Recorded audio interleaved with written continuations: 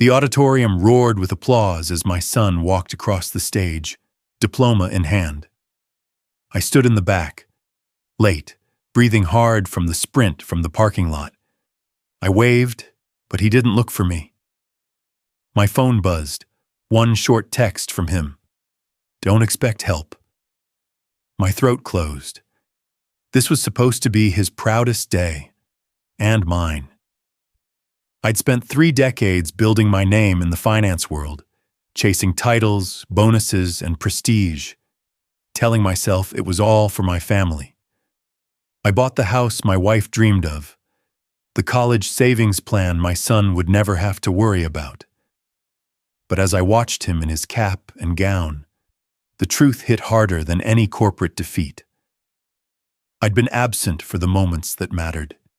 His first soccer goal, the middle school science fair, his first heartbreak. I wasn't there. Someone else took those front row seats. Then, just as I was sinking under the weight of that realization, my phone rang again. It was my former CEO, a man I once would have dropped everything to answer. He said the company was creating a Lifetime Achievement Award in my name. I should have felt honored. Instead, my first thought was bitter. What good was an award when my own son wouldn't meet my eyes? Yet, in that strange moment, a spark lit inside me. Maybe this wasn't the end. Maybe, just maybe, there was still a way to turn that text message into something else. Something I could live with for the rest of my life. I grew up in a quiet suburb outside of Columbus, Ohio, the son of a school teacher and a hardware store clerk. We weren't poor exactly, but money was always a topic at the dinner table, usually in the form of what we couldn't afford. From an early age, I decided I would never live like that. I would work harder, climb higher, and make enough so that my own family would never have to choose between paying the electric bill or fixing a leaking roof. That fire carried me through college, where I studied finance and met Diane. She was smart, warm, and believed in me more than I believed in myself. We married 2 years after graduation. I landed a job at a regional bank, nothing glamorous, but I treated every spreadsheet like it was $1 million deal. My diligence caught the attention of Richard Halpern, the bank's CEO, a man who would later shape the trajectory of my entire career. He saw something in me and pulled me into meetings I had no business being in, introduced me to clients I wasn't ready for, and told me, "Jim, you've got the hunger. Never let it go." By my early 40s, we'd moved into a 2-story colonial with a wraparound porch, the kind of place Diane used to circle in magazines. Our son, Adam, was born in the spring, when the cherry blossoms in our yard exploded into pink clouds. The promotion came that same year, along with bonuses I once thought impossible. I remember the pride in Diane's eyes when I signed the mortgage papers. I told myself I was building more than a house. I was building security, legacy. But even then, there were small cracks. One evening, not long after my 50th birthday, I came home late. The kitchen lights were dim. Diane had left a plate for me in the microwave, and Adam's backpack sat by the door. I dropped my briefcase, loosened my tie, and sat at the dining table. My eyes landed on the chair across from me. It was empty, the napkin folded neatly on the plate Diane had set there earlier. Something about that untouched place setting, like a silent accusation, made me pause. I ate alone that night, the hum of the refrigerator louder than it should have been. I told myself these moments were temporary sacrifices. I was on the brink of another promotion, a little more time, and I could slow down. But time, as I'd later learn, doesn't wait for your career to settle. When Adam was 10, he joined the local soccer league. I missed his first goal because I was in Chicago closing a deal. "It's okay, Dad," he said over the phone. Mom took a video. I promised I'd make it to the next game. I didn't. The next season, he switched to basketball. I missed his first three-pointer, too. Diane was patient at first, filling me in on the details, showing me pictures, saving programs from school plays. But her updates grew shorter. Adam stopped asking if I'd come. I convinced myself he understood, that he knew all this work was for him. One Saturday afternoon, I came home earlier than usual. Adam was in the backyard with a friend, shooting hoops. I stayed just inside the screen door, listening. His friend asked, "Does your dad play with you a lot?" There was a pause, and then Adam laughed, a short, almost embarrassed sound. I can't even remember the last time we went anywhere together. It hit me harder than any boardroom defeat. I had spent years believing I was the hero in his story, the tireless provider ensuring his future. But from his perspective, I was a ghost, a name on the mortgage, a shadow at the dinner table, a face on the occasional birthday card from an airport gift shop. That night, Diane and I barely spoke. I sat at the table again, the same empty chair across from me. This time I didn't just notice it, I felt the weight of it. The truth was beginning to seep through the cracks I had ignored for so long. Over the years, our household developed a rhythm that no longer depended on me. Diane became the sole chauffeur, coach, and homework helper. Adam learned to manage his own schedule, ride his bike to practice, and even cook simple meals when Diane worked late. I told myself this independence was a sign we'd raised him well. In truth, it was a survival mechanism. Weekends were no different. I often left early for networking breakfasts or flew out on Sunday evenings to be ready for Monday morning meetings. The more I was gone, the more it seemed they built a life in my absence. Inside jokes I didn't understand, stories I wasn't part of. One Friday night, I managed to get home in time for dinner. It was rare enough that Diane lit candles and made Adam's favorite pasta. We sat down, the three of us, and for a moment it felt almost normal. I asked Adam about basketball, thinking it would be a safe conversation starter. He blinked at me, then glanced at Diane. "Dad, I haven't played basketball in over 2 years." My fork froze halfway to my mouth. "What do you mean? I'm into photography now," he interrupted, his voice calm but firm. "I've been doing it for a while."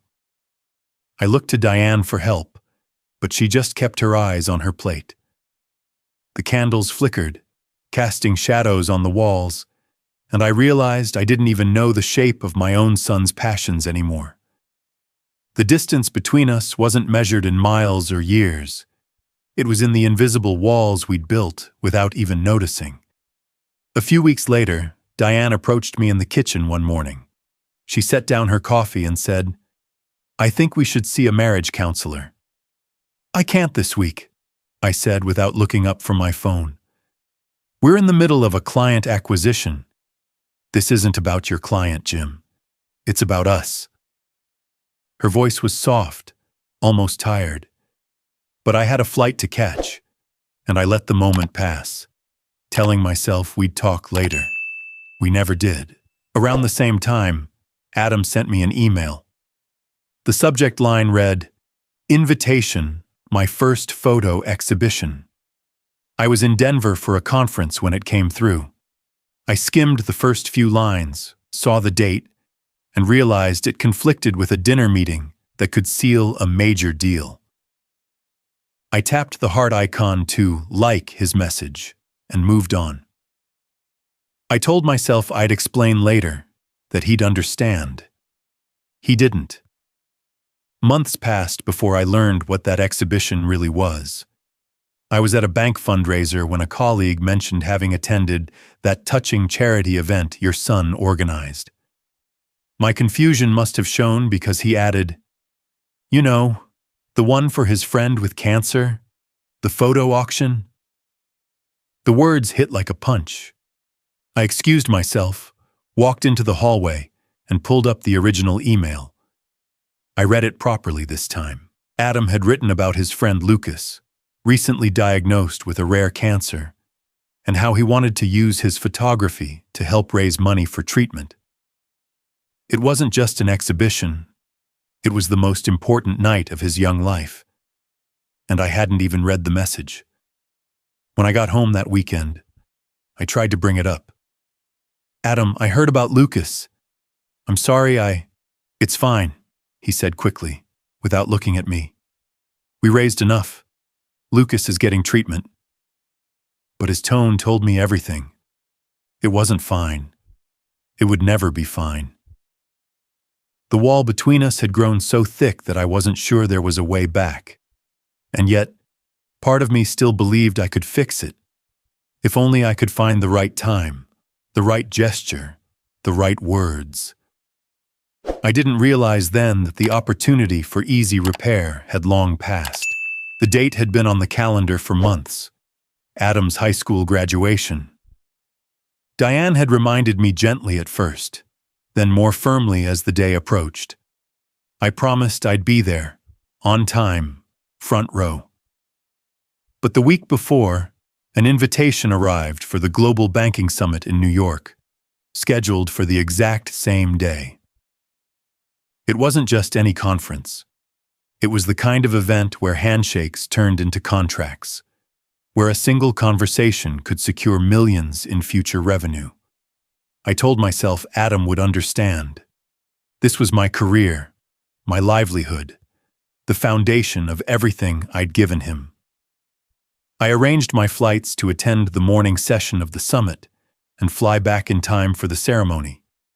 Tight, but doable. The morning of graduation, the keynote speaker ran over time. My phone buzzed with a message from Diane. Ceremony starts in 30, where are you? I slipped out of the conference hall, heart pounding as I hailed a cab to the airport. By the time my plane landed, traffic was already thick.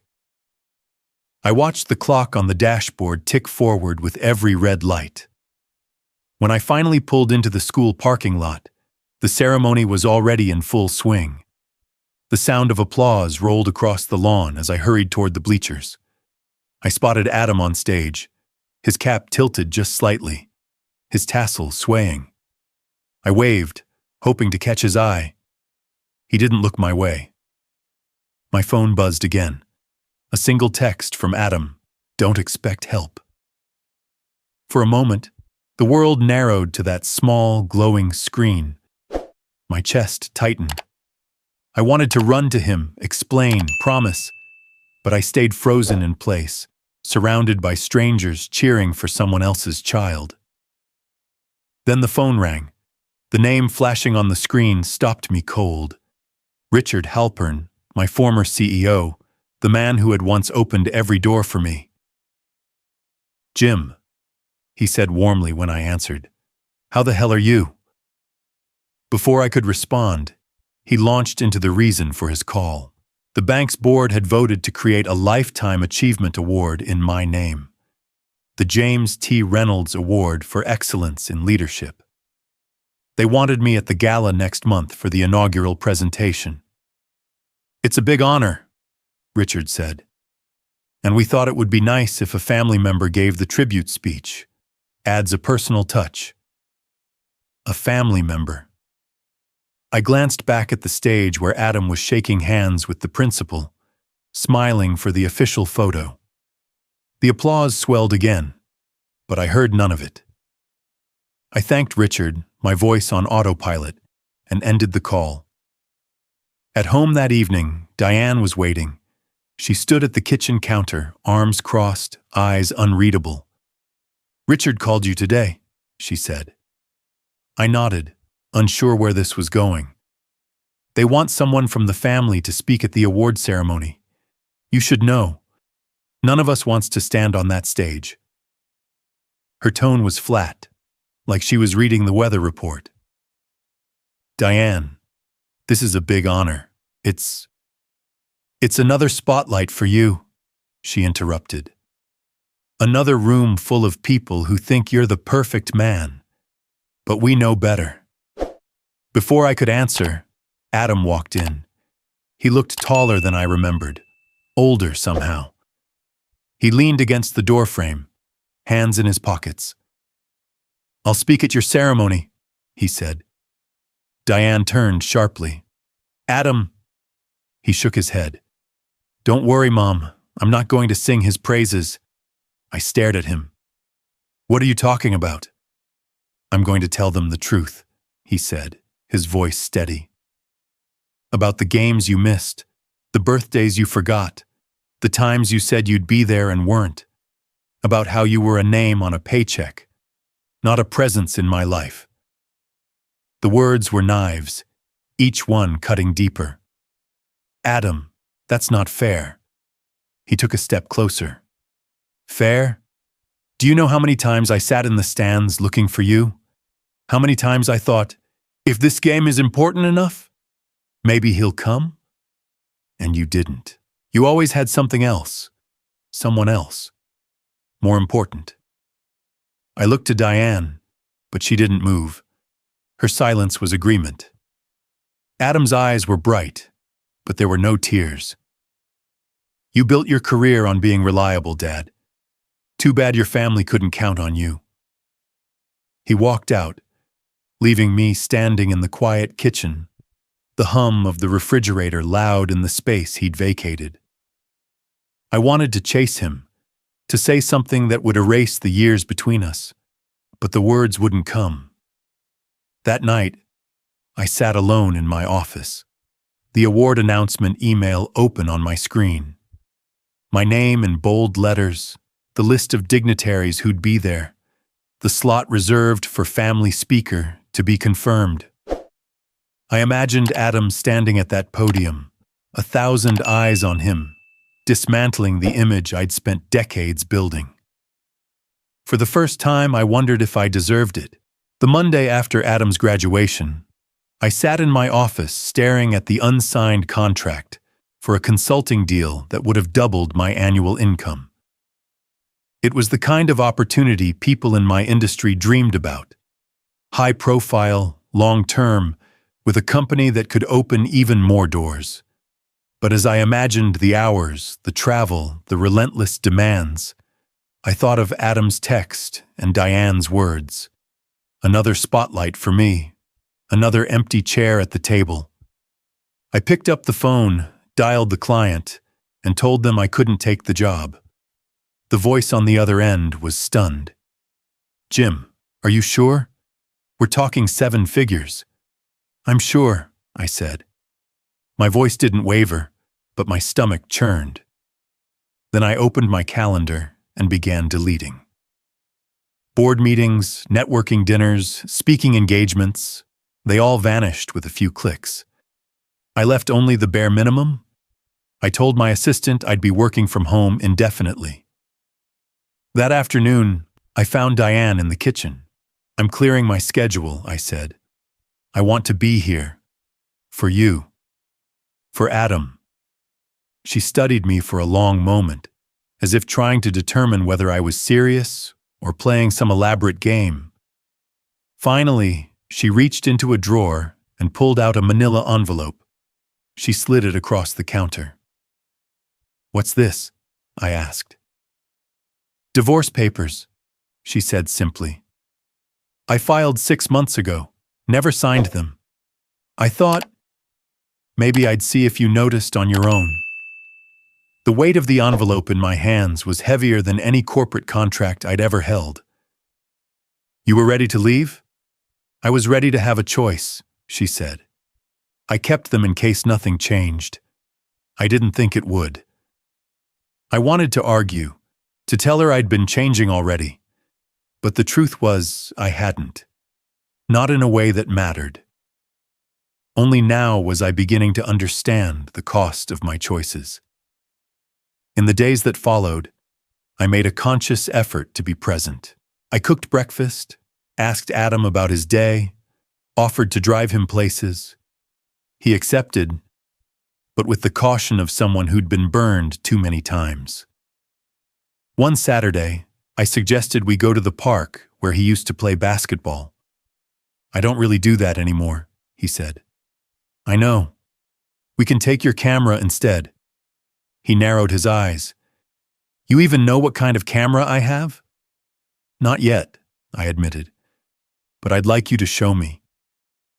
It was a small crack in the wall, but still a crack. Even so, I could feel his suspicion. At dinner one night, he said, "You know this isn't going to fix your reputation at the gala, right? Everyone's still going to hear what I have to say." "This isn't about the gala," I said quietly. "Sure," he muttered, looking down at his plate. "Just seems convenient you're suddenly around right before it." I didn't try to defend myself. Words had been my currency for too long. Now they were worthless. All I could do was keep showing up. Late one evening, after Diane had gone to bed, I sat in my office and opened a blank document. I began to write, not for the audience at the award ceremony, but for Adam. I wrote about the first time I held him in the hospital, how terrified I was to be a father, how I thought providing meant always chasing more. I wrote about the nights I stayed up working while he slept, believing I was protecting his future. And I wrote about every regret, the games I missed, the moments I let slip away. By the time I finished, the sun was rising. It wasn't a speech for the gala. It was a letter, an admission, and a promise. I printed it and sealed it in an envelope with his name on it. My plan was to give it to him after the award ceremony, no matter how his speech went. The next morning, I found him in the backyard, adjusting the lens on his camera. I almost gave it to him right then, but stopped myself. This wasn't about rushing. It was about waiting until it mattered most. For now, all I could do was stand beside him in the quiet, watch the way the light fell across the grass, and hope that someday he'd let me back into the frame. The first time Adam let me tag along on one of his photo outings, I treated it like a privilege. We drove to the state park just after sunrise, the fog still clinging to the ground. He handed me an old DSLR from his early days, showed me how to adjust the aperture and shutter speed, and then went off to find his own shots. At first, my pictures were terrible, overexposed, out of focus. But Adam didn't mock me. He pointed out small adjustments, explained how light worked, how to wait for a moment instead of forcing it. There was a quiet rhythm to the day, a space where words weren't needed. Over the next weeks, we found a routine. Saturday mornings became photo days, and occasionally Diane joined us. I noticed she smiled more, though cautiously, like someone trying to remember how. Then one afternoon, Adam mentioned he was shooting a local charity event for underprivileged kids. "You can come if you want," he said, as if it didn't matter to him either way. I went. I carried equipment, fetched water bottles, and stayed out of his way. Afterward, the organizer thanked me for helping and asked if I'd be interested in volunteering for their next event. I said yes without hesitation. It was during one of those volunteer days, weeks later, that the unexpected happened. Adam and I were taking photos at a street fair when I saw a toddler wander toward the curb. His mother was distracted at a booth, her back turned. A truck rounded the corner faster than it should have. Instinct took over. I sprinted, scooped the child up, and stumbled back just as the truck's brakes squealed. The boy started crying, but he was safe. His mother clutched him to her chest, tears streaming down her face. Someone nearby had filmed the whole thing, and by that evening, the video was online. "Local man saves child at fair," read the headline. The next day, my phone buzzed with messages from neighbors, old colleagues, even reporters, For years, I'd been known in this community as the man with the big house, the bigger job, and the invisible family. Now people stopped me at the grocery store to say thank you, to shake my hand. Adam didn't say much about it, but I caught him looking at me differently. There was no sudden flood of forgiveness, but maybe a shift, a space where something new could grow. At home, I kept my schedule clear. We ate dinner together most nights, sometimes talking, sometimes just sharing the silence. One evening, Diane put down her fork and said, "Maybe we should try again, see where this goes." I nodded, not trusting myself to speak. This wasn't a victory. It was an invitation, fragile and easily withdrawn. As the gala approached, I thought more about Adam's upcoming speech. I didn't ask him about it. I figured I'd hear whatever he wanted to say when everyone else did. But the night before the ceremony, as I was locking up the house, he appeared in the doorway to my study. "I'm changing my speech," he said. I looked up. "Oh? Yeah, it's different now. But I'm not telling you what it is." His voice was steady, but there was something in his eyes I couldn't read. Relief? Challenge? Both? "Fair enough," I said, trying to keep my tone light. That night, I lay in bed staring at the ceiling, replaying every moment of the last few months. Had I done enough? Was it too little, too late? Would his words tomorrow heal the gap between us or tear it wider? Sleep didn't come easily. When it did, my dreams were filled with flashes. Adam as a boy running down a soccer field, Diane waiting at the table, the empty chair across from me, the manila envelope of divorce papers, the bright stage lights of the gala. Morning would come soon enough, and with it, whatever Adam had decided to say. The ballroom shimmered under crystal chandeliers, the hum of conversation filling the air as old colleagues, industry leaders, and friends gathered for the inaugural James T. Reynolds Award for Excellence in Leadership. My name was printed on every program, my face framed in photographs along the walls. It should have felt like triumph. Instead, all I could feel was the anticipation and the dread of Adam's speech. When the MC called his name, I watched my son walk to the podium in his dark suit, a man now, not the boy I used to think I knew. He adjusted the microphone, glanced at me once, and began. "My father is a man of many achievements," he said, "and many absences." The room went still. A few people shifted uncomfortably in their chairs. Adam continued, his voice calm but unflinching.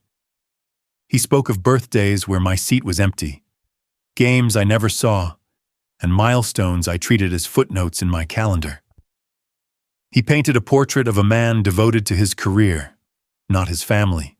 I could feel the weight of each word pressing on my chest. Then, somewhere between a story about the soccer game I missed and the charity event I didn't attend, his tone shifted. "But," he said, looking directly at me, "people can change. My father has. In the last few months, he's been there. Not just physically, but actually present. We've shared breakfasts, late-night talks, and even picked up a new hobby together. He saved a child's life at a community event. He's shown me that regret doesn't have to be the end of a story. It can be the start of a new chapter." The knot in my throat swelled. Adam smiled faintly. "Tonight I'm proud to stand here, not to expose his failures, but to recognize his effort to be the father I needed all along. And I'm proud to say, he's becoming that man." I couldn't hold it in any longer. Tears blurred my vision as the audience rose to their feet, applause crashing around me. I stood, embraced Adam as he stepped down, and for a moment, the noise faded until it was just the two of us. Later, when they handed me the award, a heavy glass sculpture, I felt its weight differently. It wasn't the recognition of my career that mattered anymore. It was the second chance it symbolized. When the bank announced a monetary grant to accompany the award, I knew instantly what to do. At the press conference the next day, I announced the creation of the Reynolds Family Time Fund, a nonprofit designed to help working parents carve out meaningful time with their children. Grants would cover unpaid leave, family retreats, and community programs. Success is nothing without the people you love to share it with, I told the cameras. If my story can keep even one parent from making my mistakes, it's worth it. The months that followed were filled with new traditions. Sunday dinners, weekend photography trips, impromptu movie nights. The walls that had once felt so thick now had doors, and we were learning how to keep them open. Diane smiled more. Adam laughed more. I felt lighter than I had in decades. A year after the gala, I met Richard Halpern for lunch. He looked older, but the same sharpness was in his eyes. After the small talk faded, he leaned back and said, "Jim, there's something I never told you about that call I made on Adam's graduation day." I set down my coffee. "What's that?" "I wasn't just calling to tell you about the award," he said. "I'd been thinking about you for months. I made a lot of the same mistakes you did. Missed my kids' lives chasing deals and titles. By the time I realized what I'd done, it was too late for me. When I heard about your situation, I thought maybe, just maybe, you could fix yours before it was too late for you." I sat back, letting his words sink in. "You set me up," I said, a hint of a smile breaking through.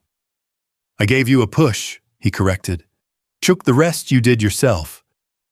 That evening, back home, Adam suggested we take a family photo. Diane stood between us, her arm around my waist. Adam set the timer, jogged into place, and wrapped an arm over my shoulder. The shutter clicked. In the picture, we're all smiling. Real smiles.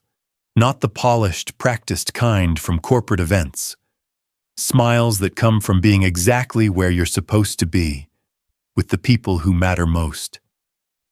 For years, I'd thought my legacy would be built on balance sheets, contracts, and titles. But in that photo, I saw the truth. My legacy was here, in the laughter, the forgiveness, and the love that had found its way back home.